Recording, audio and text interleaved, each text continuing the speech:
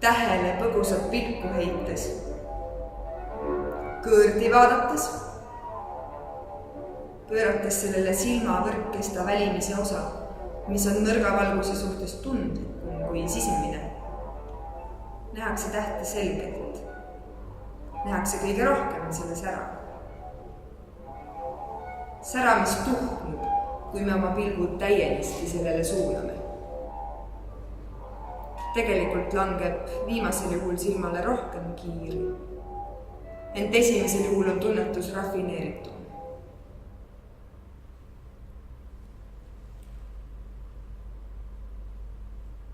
Liigne sügavus tekitab segadust ja nõrgestab mõtet ning isegi Veenus võib taevast kaduda, kui seda liiga püsivalt, keskendunult või liiga otse vaadata.